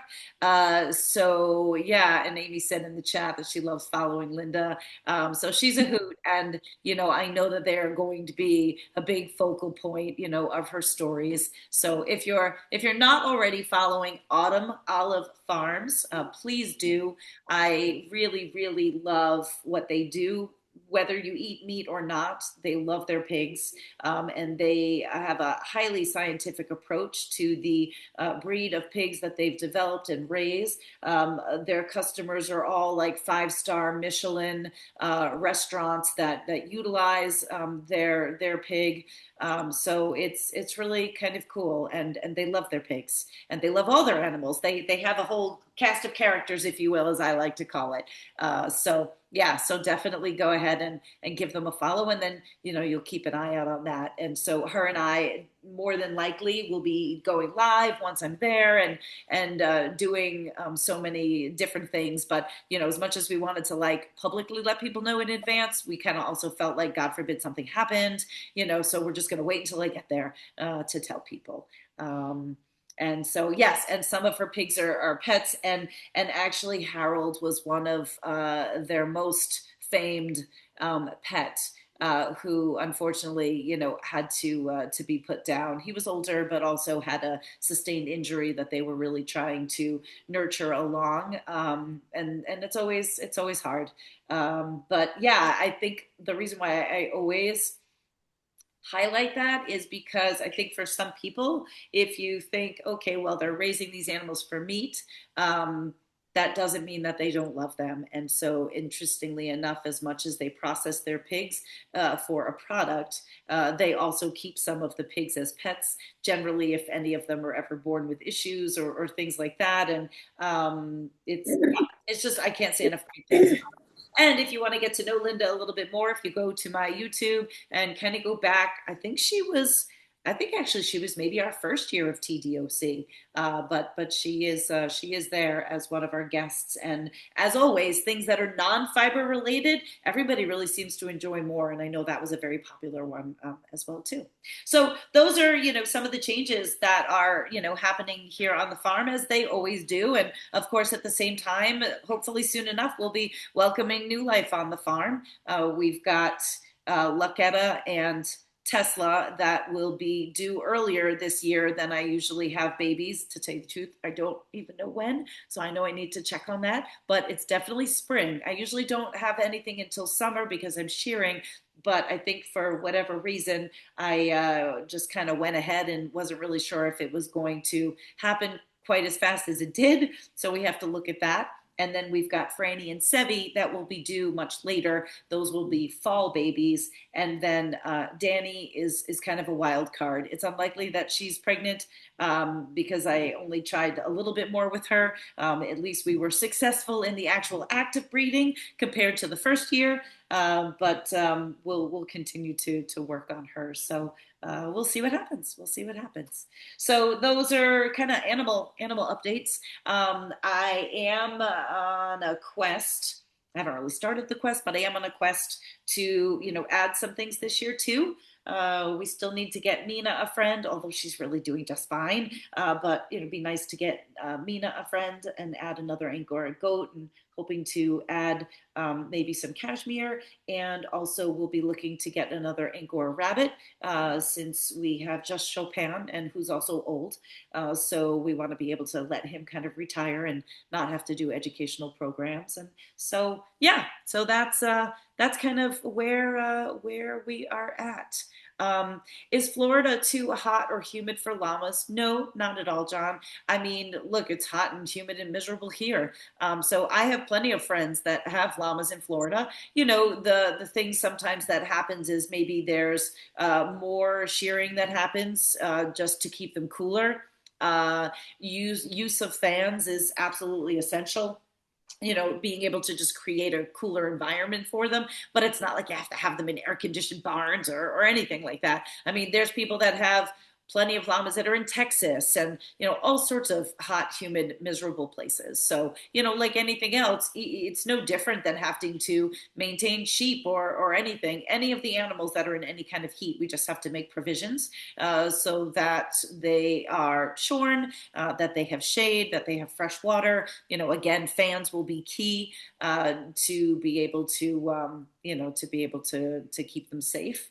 Yeah, no, and actually, believe it or not, the nicer the fiber, so let's say if you're going to be looking at like a silky, right? They have less thermal property. So the last thing you would want would be like a Tully or Lucketta, who are Argentine with a very heavy, dense fiber. Now, I'm sure there's still alpacas, of course, in Florida as well. But in my opinion, having something more like a silky Surrey, which, personally, I prefer the silkies over Surreys, but something that maybe has less hair follicles per square inch, so not quite as dense, will also be nicer because those animals tend to be able to adjust to the heat a little bit better.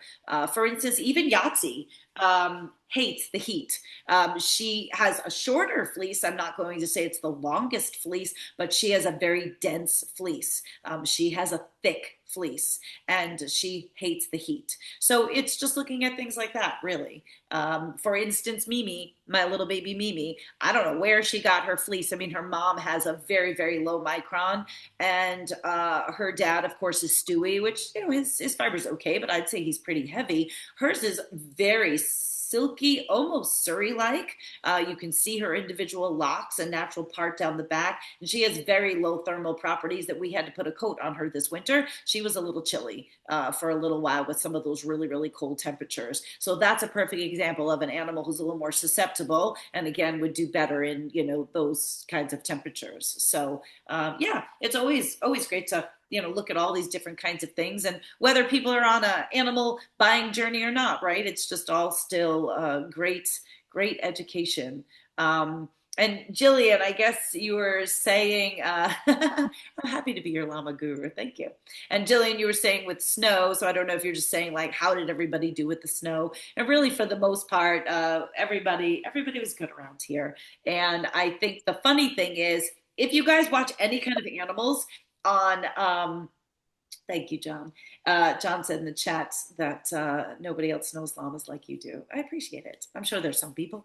But did they play in the snow? Yeah. So I laugh because like on social media, I follow like a lot of animal stuff. And of course, whenever you get snow, you'll see videos of like, goats with the snow like up to the top of their head, trudging through, making little lines through the snow, or you'll see animals like jumping and then they like land in the snow, and because they're too tiny they like fall underneath it. And honestly, I must have the most spoiled animals because they all just sat in their shed and they were just like, we'll just be right here when you manage to plow us out, thank you. And then I would come in with the snowblower and start making some paths, and then they would just run around in circles in the paths I made. God forbid they overexert themselves and trudge through the snow like I had to just bring them hay and water on that first day. I mean, we're talking, again, 30 inches of snow, drifts of 3-4 feet, and I'm having to walk through it just to at least be able to get them what they need until we could then, of course, get in and get all the snow out of the way. So they had fun that way once I made paths for them. And then, we've got some cute videos of them running around, and the sheep at one point in the first snowstorm, I unintentionally made a track. I made a circle around the outside of which they proceeded to just run around in circles and circles. So they get stir crazy, and then, they start kind of playing and running and things like that. But they're, not too much wanting to like trudge in the snow. And then really pretty quickly, this second storm just turned into a mud pit. And thankfully we're kind of on the outside of that for right now too. So things like snow blowers are entertaining for them and all that kind of stuff. So it's been fun. And the weather hasn't been too bad cold wise too. I think that's the thing. When it's just chilly temperatures, nobody has any fun in that. So this was really actually kind of a lovely snow to be able to deal with the last time around. And then of course, as many of you saw, we became a deer haven in our stories. If you notice, the snow was so high and the deer really had nowhere to go. So once they managed to get back to the farm, that's pretty much where they stayed. They've now waned. Like today, we only had like kind of the little group of girls. And Larry, our three-legged legend, has really taken up shop. He is now the most brazen guy, and God bless him, and he can have whatever he wants. If you have managed this long, sir, with 3 legs in the wild, I mean, he deserves everything and anything. He now helps himself into the barn, and they know where the hay is in the corner. They'll push the door open. We leave it open now for the cats. And so you have to be careful. Sometimes when we go to drive into the barn with the feed cart, you have to watch out for deer that come running out. And you know what? It's just kind of funny. If you're unfamiliar with Larry, definitely he is a legend.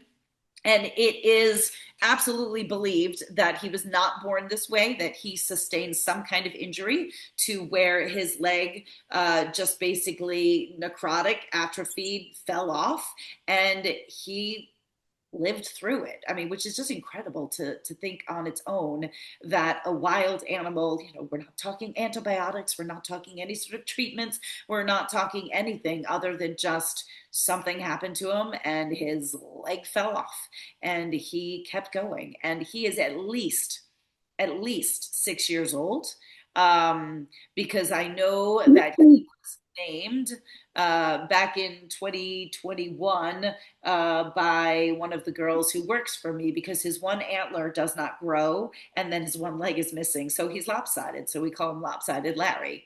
And he was full grown, like when we kind of first named him. So I think that's amazing in itself as well. But yeah, he's always been afar. The other deer will push him off.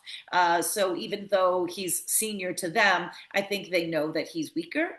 So they'll come for food and he'll kind of run away. And so now he just comes up and he's there in the morning. This morning I'm walking out there. I'm like, hey, Larry, like, how are you doing today? Like, what's going on, buddy? And he'll just stand there. I actually, I think Mimi had posted a picture because now that we've been working with the babies, I am telling you, if these deer stick around, I'm getting them on halters. Like, they're going to be doing obstacles and things because like they're just right there with us.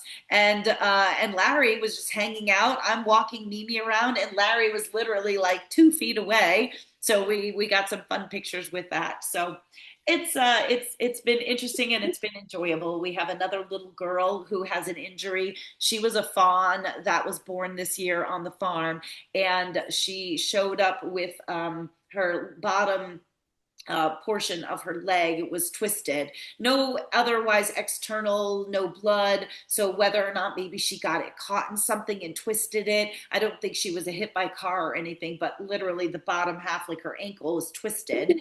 And it's now fused and she gets along fine on it. So we call her Twisty. She's the one that you'll often see. She's super, super personable. Like she'll come up and touch our hand. We can touch her. So she's real cute. So she has a lot of privileges about wherever she wants to go and what she wants to do. So she'll find herself in the barn too. So yeah, it's kind of fun. Although I think we're going to have a problem this spring, folks, because if I would like to try to plant and decorate my farm, I'm going to have to make sure I get the deer spray on soon, because I had some plants that were dormant in the barn and I thought, well, it's beautiful out. So I put them outside on a table. For them to get some sunlight. And then I come back and 3 of them are on the floor. So now, of course, I'm looking around for the offenders, of which nobody is going to fess up. But clearly, Mimi, the person, did not dump my plants on the floor. So somebody came over to the table, found out there were plants on the table, and then managed to pull them off because they thought maybe they wanted to try them. So I'm like, we're going to have a discussion around here, folks. But, either way, we'll figure it out. So there's going to be a love-hate relationship going on here, I am sure. So they're all kind of going back into the woods. They're all kind of getting, vegetation and things, as the grass is coming back already, believe it or not. So I'm glad that they've all departed to some degree, because there were days that we had 30, 40 deer here hanging out, and there was like traffic jams on the farm road because they just did not want to go into the snow. And I have more deer poop probably around the farm that I have to clean up than llama poop. So the proportions are overwhelming around here, but it's been fun. Training the deer to be backups for Santa. Yeah, like I said, I knew at one point when I have more deer than llamas, we might be in trouble, but it's still fun. It's still fun. So those are just been some, farm happenings, I guess, if you will. Where's my time? Oh, all right. So, and I'm glad. I still have the most of you guys. So I did have so the other thing, of course, right, our shear and share tour. For some of you that are newer, every year, once I begin shearing, as soon as I pick up those shears, that's the season. It's the start of the season. And so really that'll be starting next Thursday, for the shear and share tour, as I've always called it. And I don't know, every year I try to do a little bit of something. I know every year I say I need to do like tour t-shirts and things like that. So I'm getting excited to be able to hit the road. And then again, as I always say, ask me in July how I feel about it. And, usually I'm kind of up to my eyeballs and I don't want to see another furry creature. But it's always fun and interesting. So last year, this is something I'd love for you guys to think about. I'd love your input. So last year we did a keepsake basket. So much like TDOC, where we kind of started this whole idea of the keepsake basket, did that for the shear and share tour last year. So essentially, once I started, we kind of said, okay, for now until shearing season ends, which really meant from basically all of April, pretty much through July, you had opportunities to make purchases. And same as TDOC, for every $10 that you purchase something, you get a ticket that goes in for the keepsake basket. And more so than TDOC, you have to put on your order that it is for the Share and Share tour, because we've got too many other things going on, and I have no idea whether you are paying attention to what I'm doing and the Share and Share tour. So I have two thoughts. Do we want to do that again? At the moment, I can't remember who won the coveted basket for the Share and Share tour, but that was our first year of doing that.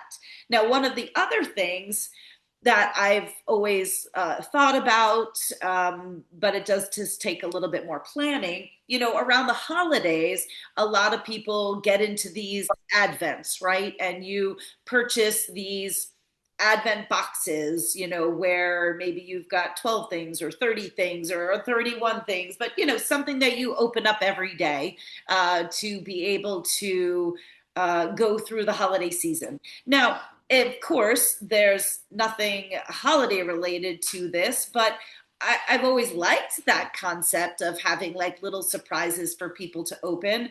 And maybe somewhere along the line, I would get it to actually coordinate with the Share and Share tour. But one of my ideas was, you know, would people want something like that? So, meaning, I can actually kind of collect things throughout my Share and Share tour and then put this together. Oh, she's okay. Yeah, she's right. Yeah. Sorry. Yeah, I had Piggy and her out here earlier, so she's good. She's good. So that was my thought. Do we want to do something like that, where it would obviously be something I would put together after I was done. I don't like pre-orders in that sense, but, you know, kind of getting people excited, interested, you know, throughout Share and Share tour, and then, you know, having that or the ability for me to put that together afterwards. I mean, I guess I could also do both. I guess I never thought about that. So I don't know. I don't know if anybody has any thoughts or if you want to think about it. I mean, I think one of the things that always concerns me, although people seem to buy them a dime a dozen, is clearly if you're doing something related or like an Advent, you know, it's a bigger purchase. I mean, there's a lot of things in there, even if some of them are just little stickers you're opening up, or, you know, it's all not yarn, and we're not talking big things, but all together, if you're still, you know, getting this collection, you know, you're still looking at a purchase of something that's going to be, you know, over $200 at least. And again, I see people throughout the holiday season, you know, purchasing many Advents. It's what people like, I guess. So, you know, that was one of my concerns, is that cost prohibitive for people, but definitely wanting to do something at a different time, right? Because I feel like the holidays are already flooded, in my opinion, with so many other things that so many other people are doing. And I always want to capitalize on what's unique to me, which is the Share and Share tour. So I would love thank you, Elizabeth. So Elizabeth said in the chat that she'd prefer an Advent to a raffle. You know, and certainly people drop stuff in the chat. Most of you have my cell phone number, and we're on text. And if we're not on text, you can be on text with me. But I really, really mean this. I really, really would love your input. Beth, I see you have your hand up, but just go ahead, jump in. I would do both. Okay. All right.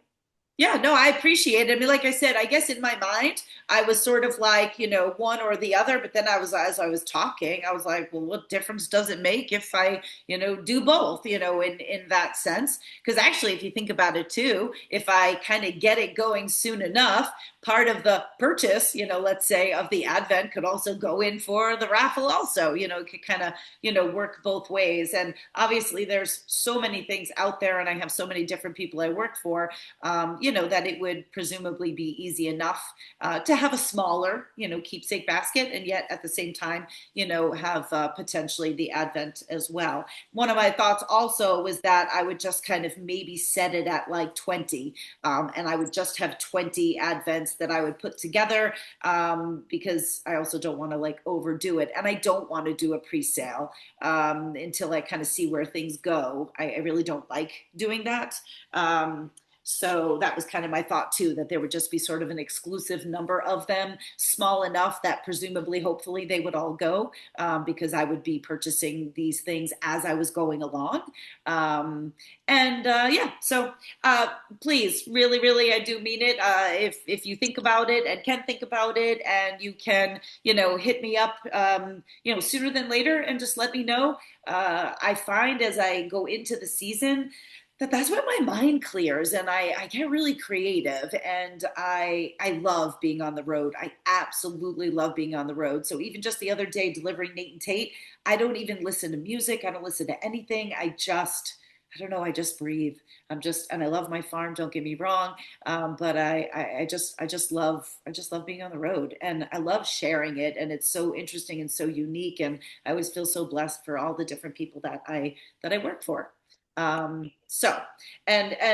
I don't want to have big aspirations. I see some of these people that put these advents together with these like beautifully crafted boxes and this and that, and I am not there, and I am not setting those kinds of lofty goals. Look, of course, who comes to mind is why can't I? Oh, Vita. Why Vita? I can't think of her real name. You guys must follow. Anybody help me? I'm like stuck on it. Kimberly does a lot of work with Victoria Ida, right? Thank you. Yes, Yeah, yes, yeah. yes. I mean, oh my God, she's like my idol. Like I Yeah. see her boxes, and then she's got the individually crafted boxes that the stuff is in. Holy moly. I want to know how she does all of that. It's very expensive. They're very expensive. I think they're up to like $300 or $400 now or Yeah, something. and that's absolutely not only for the stuff that you're getting, but then I'm sure for everything that is crafted individually. Absolutely. So I guess it depends on what you're looking for, right? I mean, it's certainly beautiful to look at, but I'm definitely setting myself for lower standards. We'll keep our costs lower, and it's just wrapping. You're just going to be throwing it out anyway. I don't know. We'll come up with something. But so great. So I appreciate continue with the feedback for me, please. Suggestion? Yeah, please. You'll be gone for 3 months, basically. Essentially. Yep. So why not 30 things, one for every 3 days, a third of the time? Yeah, no, and that's I appreciate the suggestion. Yeah, because that was the other thing, right? Like an Advent, what is 31? Because there's 31 days in December, and I don't have that. It's sort of like, okay, what is it? What is it? What would the number be of like how many different things, and have it correlate to something? But yeah, generally I'm on the road April, May, and June, and then July just kind of like filters over. It's kind of like what I call like my cleanup, so to speak. So yeah, I mean that's certainly, and of course 30 with this being the 30th anniversary, that wouldn't apply for next year, but I mean that's a great suggestion. In terms of like what it would correlate with. And, again, ultimately it would be cool if it could be like correlating to the actual Shear and Share tour, but mama ain't there yet. That's way too much organization. On the other hand, I can save costs by collecting stuff while I'm on the road. So, so I will be looking for your feedback, and essentially right after Easter, then I will officially be getting on the road and heading south. So actually, as I am talking, our next community night, I will have to double check my calendar, but next community night will be the 8th of April, and I will have officially left, and I will be on the road. I will not sure where I'll be at the moment, but I still come to you from the road, and then also things will kick into, right? I'll do a lot more lives. I'll definitely do a lot more things to continue to stay interactive, every day with you guys. So I do always look forward to that. And I appreciate Alina just commented in the chat. She would do both. She would also prepay for the Advent. And yes, it will absolutely support small farms. You know, again, my idea is I will be purchasing things from the people that I work for. And again, it's not always right. We have to tell ourselves they're not all big, complicated things, you know. Again, some of them just be a pin or a sticker or just a way to introduce you to another person, another business. Many of them are not fiber related, but you know, I think sometimes that's what makes it fun. Of course, there'll be yarn thrown in and stuff like that too. So just kind of, you know, these are ideas that I've been milling around in my head, and then, you know, I don't really do too much about it until I get motivated, because next thing you know, like the season's here, and then I get excited and want to just try to continue to find different ways to share it. And that's why the keepsake basket last year was super fun. I didn't even have that shit planned out. And basically I just started showing up to people's farms, and I was like, oh, by the way, I got this idea last minute. And then I just started collecting things along the way. And the gifts that people gave me to go in for the keepsake baskets was amazing. I mean, things like people's homemade jam, some people's handmade creations. I mean, just, yeah, it blew me away with people's donations for all of the things, and many of which you could never get otherwise. You know, many of these people do not have businesses related to this. These are just things that they do and love and enjoy. So, oh, now I'm getting all excited. All right, so that's that. So good. Keep the suggestions coming. Keep the ideas coming. I would love it and appreciate it, especially actually as I get on the road next week for the llama show. That's also, again, like I'll just have so much time to be starting to, you know, think about things, you know, while we're making the drive out there. Yeah, so that's pretty much was on my list, and those are all the things that are happening. And I don't know. I don't know that I have room for anything else to fit in, but I will, I'm sure. So lots of good things coming up for the spring, and we'll keep our newsletter going to keep everybody abreast. So make sure that you are checking that out. If you don't love the newsletter in a subscription sense, it's always posted to Facebook, so you can check it out there also. And I don't know, anybody want to add anything in before we wrap up for the evening? I know I got to still get a little bit of work done. I have the dentist tomorrow morning, but I actually don't mind the dentist anymore. I used to hate the dentist, actually so much so that I didn't go for like 10 years. And now I don't mind the dentist. So we all grow, we all progress. I got the dentist tomorrow, and then, yeah, just back to getting stuff done around the farm and getting ready for the show, and continuing my spring cleaning projects. But I will see everybody tomorrow night. I'm on Feeding Chores, and I will be with everybody for the knit along tomorrow. Again, if anybody ever has any questions about anything, you know where to find me. Text me, reach out to me. Always the best way to get me, and you're always welcome to, and you're never bothering me. Dee, it was absolutely wonderful to have you for the first time. I've made a note. Dee, so you were even on the list that Jill put together. She says, look for Dee Porter. She's the one that emailed. So I will let Jill know that you joined us. You'll be getting an email from us, because you will get a $10 coupon to shop with us as with life as a welcome to our community. And hopefully you'll be back again. And then hopefully we'll get you to the farm as well. So with that, everyone, I always thank you for spending time with me. I'm glad many of you are busily working. I can't wait to tell Kimberly. She's going to be so excited to see so many people working on the Knit Along project. And with everything that you guys are working on, continue to enjoy the beautiful weather and continue to keep in touch with me. All right. So thank you, everybody. I hope you have a wonderful evening. I don't have to worry about saving the chat, which I'm always bad about remembering anyway, but don't forget this will be recorded. So we will be uploading this by first thing tomorrow morning if you want to recap or share it with a friend. All right. Much love, everybody.